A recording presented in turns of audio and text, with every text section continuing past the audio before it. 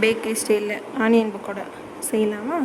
அதுக்கு ஆனியன் எடுத்துக்கோங்க. உங்களுக்கு எவ்வளோ ஆனியன் வேணுமோ அந்த ஆனியன் எடுத்துக்கோங்க. எடுத்துகிட்டு அதை நல்லா ஸ்லைஸாக கட் பண்ணி நல்லா எவ்வளோ உங்களால் முடியுமோ அந்த அளவுக்கு ஸ்லைஸாக கட் பண்ணிக்கோங்க. கட் பண்ணிவிட்டு அது கூட கார்ன்ஃப்ளவர் மாவு 2 டேபிள் ஸ்பூன், கடல மாவு 2 டேபிள் ஸ்பூன், காஷ்மீரி மிளகாத்தூள் வந்துட்டு ஒரு 1/2 ஸ்பூன் போட்டுக்கோங்க உங்களுக்கு கலருக்கு. அப்புறம் வந்து லைட்டாக சில்லி பவுடர் வந்து காரத்துக்காக போட்டுக்கோங்க. ஒரு 1/4 டீஸ்பூன் வந்து பெருங்காய பவுடர் போட்டுக்கோங்க. சால்ட்டு தேவையான அளவுக்கு சால்ட்டு போட்டு கொஞ்சமாக சோம்பு போட்டுக்கோங்க. போட்டுட்டு நல்லா கையிலே ஃபஸ்ட்டு ஒரு மிக்ஸ் கொடுத்துருங்க. மிக்ஸ் கொடுத்ததுக்கப்புறம் ஆனியன்லேருந்தே வாட்டர் வரும், அதை வச்சு நல்லா மிக்ஸ் கொடுத்துருங்க. அது பத்தாததுக்கு கொஞ்சமாக தண்ணி தெளித்து பண்ணுங்கள், ஊற்றாமல் தெளித்து பண்ணுங்கள். அப்போ தான் நம்மளுக்கு வந்து அது உதிரி உதிரியாக கிடைக்கும். இல்லைன்னா அது ஒரு வடை ஃபார்மில் ஆயிரும்.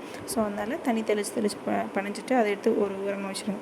அதுக்கப்புறம் அடுப்பை ஆன் பண்ணிவிட்டு ஒரு வடைச்சட்டி விட்டு அதில் வந்து எண்ணெய் ஊற்றிக்கோங்க.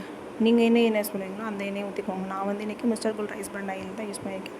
ஸோ அந்த ஆயில் ஊற்றிட்டு அது கொஞ்சம் ஹீட் ஆகிற வரைக்கும் வெயிட் பண்ணுங்கள். ஹீட் ஆனதுக்கப்புறம் நம்ம மிக்ஸ் பண்ணி வச்சுருக்கோம்ல, அதை எடுத்து ஒன்றா போட்டு பிணைஞ்சி எடுத்துடுங்க. எடுத்துகிட்டு அது கூட கொஞ்சம் கருவேப்பிலை போட்டு நல்லா மொறுன்னு ஆனதுக்கப்புறம் எடுத்துகிட்டு வச்சுக்கோங்க ஓரமாக.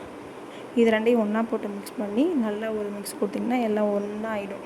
அதுக்கப்புறம் நம்மளுக்கு பேக்கரி ஸ்டைலில் ஒரு வெங்காய பக்கோடா ரெடி. இது வந்து தூள் பஜ்ஜின்னு சொல்லலாம்.